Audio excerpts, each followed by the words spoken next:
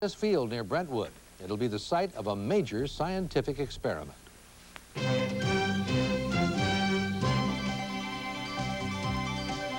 See, David, when? Outdoor experiments are set to begin on frostbound. That's the genetically engineered bacteria we've been telling you about that's supposed to keep plants from freezing. Advanced Genetic Sciences of Oakland has been testing frostband in these greenhouses for months. Now they have the go-ahead from the EPA to spray it on open fields. One of the three possible sites is this field in Brentwood in Contra Costa County. People who live near there say they have some reservations, but no real objections. I think that it's safe, and I think people have to realize it's just something new, and you can't be afraid of everything new. One thing that I would like to know more about is what about the insects that might carry this bacteria, and farm machinery that might transport it. It seems to me it'd be better to test it in a field that's way out in the desert or somewhere where it wouldn't be close to a community like Contra Costa County. The other two possible test sites are in San Benito County near Hollister. The spraying will start sometime in April. David, when? Outdoor experiments are set to begin on frostbound. That's the genetically engineered bacteria we've been telling you about that's supposed to keep plants from freezing. Advanced Genetic Sciences of Oakland has been testing frostband in these greenhouses for months. Now they have the go-ahead from the EPA to spray it on open fields. One of the three possible sites is this field in Brentwood in Contra Costa County. People who live near there say they have some reservations, but no real objections. I think that it's safe, and I think people have to realize it's just something new, and you can't be afraid of everything new. One thing that I would like to know more about is what about the insects that might carry this bacteria, and farm machinery that might transport it. It seems to me it'd be better to test it in a field that's way out in the desert or somewhere where it wouldn't be close to a community like Contra Costa County. The other two possible test sites are in San Benito County near Hollister. The spraying will start sometime in April. Now, Channel 7 News at 6, a Bay Area tradition, with Pete Wilson, Suzanne Saunders, Dr. Dina Dell, meteorologist Pete Giddings, and Mike Berry with sports. Good evening, everyone. From the very beginning, there have been protesters. Each time, scientists have tried to test genetically altered bacteria outside the laboratory. Environmental groups and even some farmers have rallied and railed against the whole idea. Now the scientists are preparing an open-air test of frostband in Contra Costa County. And again, the protests. Now, Bill Van Amberg reports tonight that if the protests fail this time, frostband could be sprayed as early as Friday. It's historic precedent both scientifically, politically, and in the regulatory sense. And that is why the government agencies should make a thorough and complete review of this process. Without an EIR, that is not possible. This is setting a bad precedent if it goes ahead without an EIR. This gathering was an impassioned, though small, 11th-hour attempt by concerned groups to ban the test of frostband, which is all but guaranteed now for the end of the week on this Brentwood field. It will be the first such release of genetically altered organisms into the environment. And while the federal government, local governments, and now the state have said okay, this group brought petitions to show 1,500 citizens near Brentwood say wait. No state environmental impact report was done, and more information is needed before release. If you compare the tests that have been required of Advanced Genetic Sciences with those required for any chemical pesticide, it's shocking. It's a scandal. They spend almost no money compared to a chemical company which spends $4 or $5 million doing tests to see if this causes problems. This is an experiment. It's not a product registration. I know of no experiment in agriculture that has ever been exposed to such extensive review. As you might expect, Advanced Genetic Sciences disagrees not enough tests were done. After years of lab and greenhouse work, they claim to have satisfied the needs of an EIR because of a federally required experimental permit. These are extremely extensive, much more extensive than is required in an environmental impact report, and they essentially suffice, or in fact are more compelling than compiling an environmental impact report. Nonetheless, despite AGS claims and arguments by scientists even out on the street, These groups will file a suit to block the test in Sacramento Wednesday and will give their petitions to county supervisors to consider. But unless that works, we believe we have a significant and a compelling public support for this experiment, and we intend to continue and go ahead with it. And with it, a new era of science or fear could start by this Friday. I'm Bill Van Amberg, Channel 7 News, East Bay Bureau. Now, just to clarify here for those not familiar with all of this, the makers of the frostband bacteria believe it will substantially reduce frost damage in crops, perhaps saving millions of dollars a year if applied all over. As we said, the protests are nothing new on this issue, but it has always been very difficult to get a handle on precise objections to the test. Do they want genetic experimentation banned, period? What specifically is the fear? Do they have knowledge of any possible danger? Or is this just an example of what some have been calling, some of those who feel the other way, have been calling simply an anti-scientific fashion? With us is Andy Caffrey of the Berkeley Greens, precisely as possible. Andy, what is it that you fear here, as precisely as possible? Well, there are a number of things. We're primarily concerned about health effects of this bacteria getting out in the environment. The bacteria they start with is known to cause disease in people with impaired immune systems. If they are playing around with this bacteria, and part of the bacteria that the body uses to recognize invading bacteria, this could be a greater risk to AIDS victims, people undergoing chemotherapy, and almost anybody with a severe immune system problem.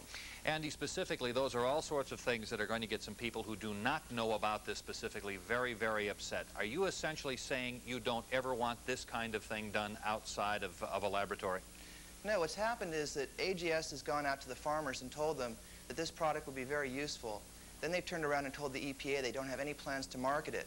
As a result, the EPA gave them an exemption from doing animal tests to determine the possible health effects on humans and animals. If you look in that experimental use permit, you will find no tests on animals. We're also hearing things from people, letters and so on, of people who obviously know absolutely nothing about this, and that's the basis of their fear. They're saying things like, what happens if I eat strawberries after they've been treated like this? Again, has that something to do with the kind of rhetoric that's been earlier in the piece we saw, shocking and scandalous, in reference to the tests that have not been done? Well, it is shocking and scandalous. This is the beginning of a whole new industry that's as profound as the nuclear power industry. It's taken 40 years for us to win any kind of safeguards at all for nuclear power. At the beginning of that industry, we were told it would be too cheap to meter, that it was a clean alternative to fossil fuels, and right now we're just being told about the wonderful things about genetic engineering. I'm always suspicious when I hear nothing is wrong with something.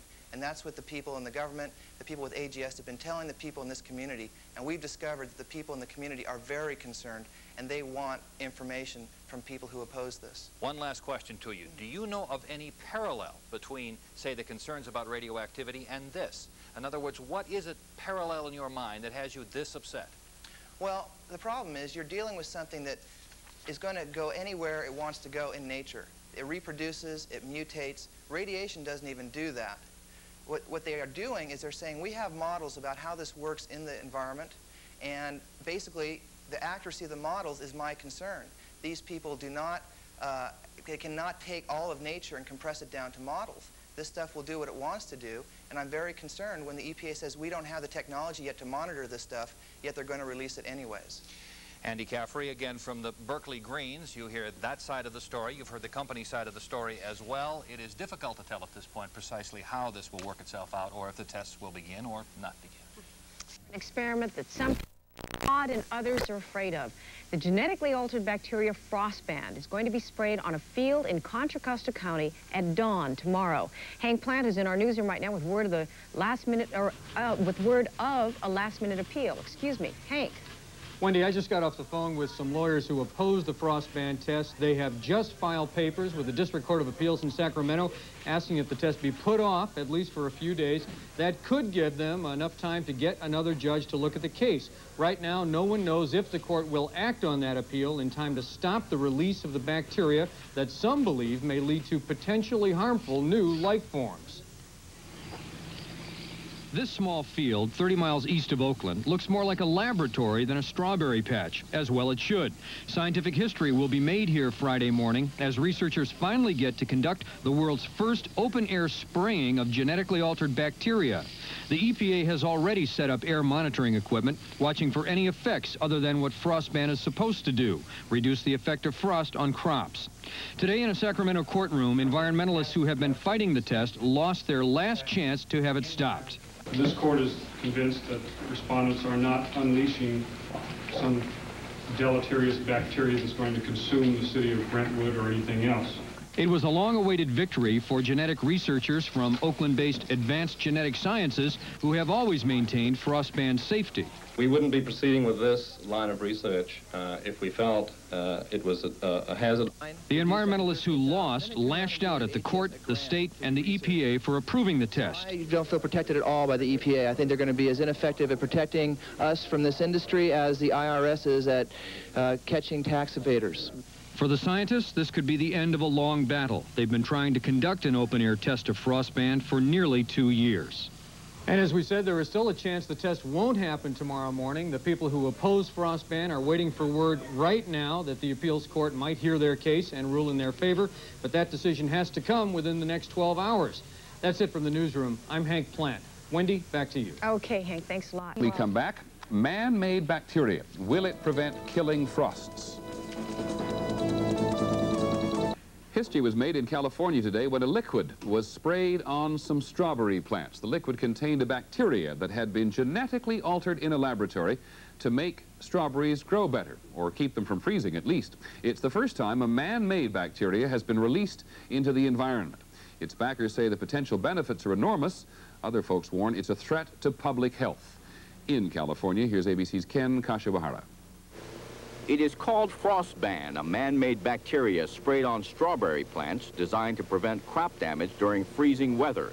And while protective suits were worn for today's test, officials said it was strictly precautionary.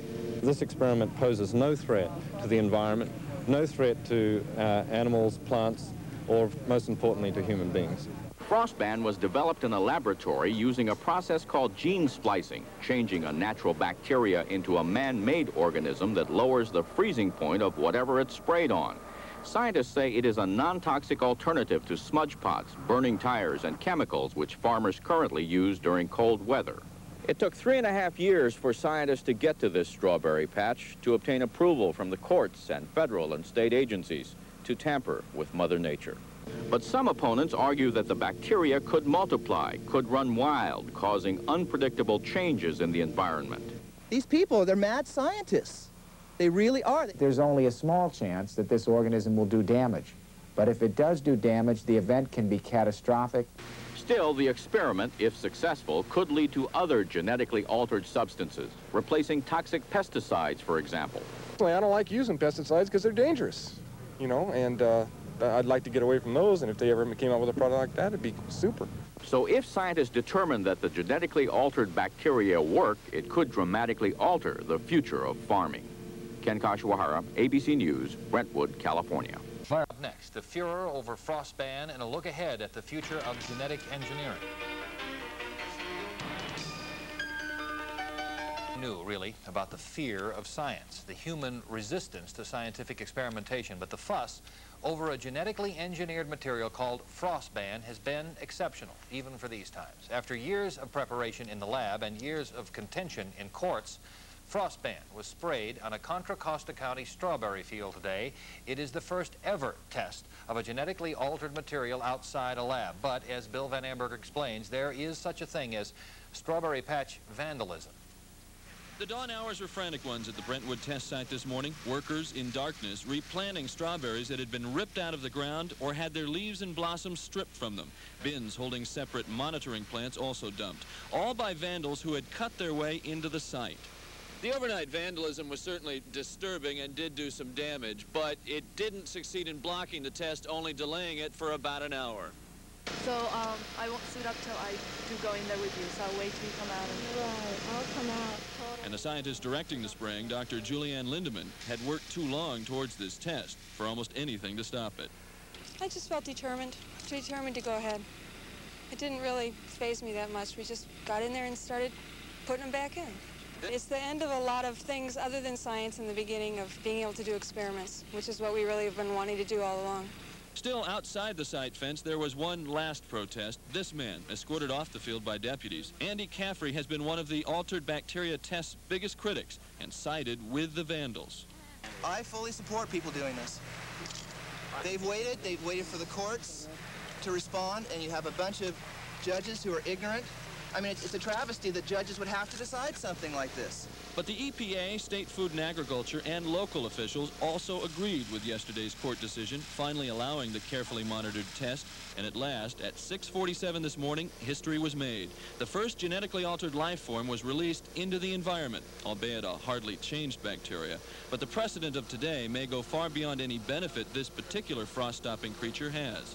I think the underlining most significant factor is the demonstration that the industry can work with the agencies and then go through the public process using the media and public forums to inform the public so that there is a public acceptance of this kind of activity.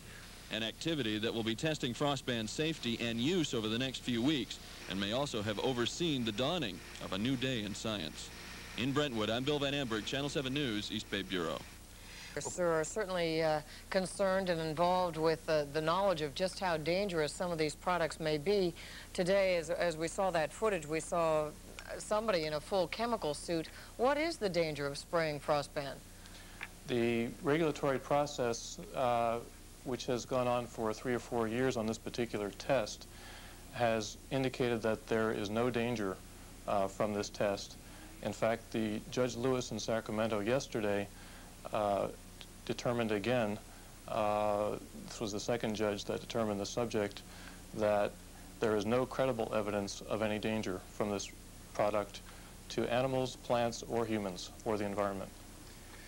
Thank you. Peter Staple is Associate General Counsel of the CETUS Corporation, and as you can see, there is a plan. It's a question of precisely where it will go, and there will obviously be a lot of contention over this as the steps take place. Well, and it seems confusing, too, to say that there's no danger, and then you see somebody wearing that kind of a protective suit. Right. But we'll have more on this, of course.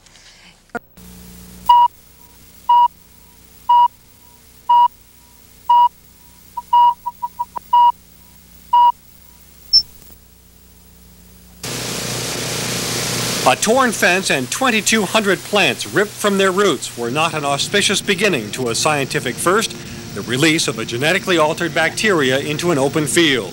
Scientist Julie Lindemann was clearly anxious to get on with the test. For the next 6 weeks, there's going to be a lot of work, but it'll be satisfying to be able to do science instead of working on lawsuits. Overnight, vandals had ripped out 80% of the young strawberry plants in the 1/5 acre test plot. A few could not be replanted. Scientists are examining the effects of a laboratory-created mutant bacteria, nicknamed frostband. It occurs in nature, but in very minute quantities. When sprayed on laboratory plants, it inhibits frost and prevents its formation down to much lower than usual temperatures. It had never been tested in the open. Frost is American agriculture's #1 pest. Frost damage costs U.S. farmers $1.5 billion per year. Biotechnology critics called frostband a disaster. They fear the mutant may thrive in nature and disrupt rainfall patterns or pose long-term health risks to humans. Only one protester showed up at Friday's sunrise test. He was promptly ejected. Until you have a Bhopal or Chernobyl, you can't stop things like this. This experiment poses no threat to the environment, no threat to animals, plants, or most importantly to human beings. The treated leaves and blossoms will not be examined for frost resistance in the field, but will be hauled off to a laboratory where scientists will induce frost conditions and test the bacteria's survival rate. First commercial use at least 3 years away. As anxious as scientists are to remove chemicals from food, skeptics are wondering if altering the biology of the food is the right substitute. Greg Lefebvre, CNN, Brentwood, California.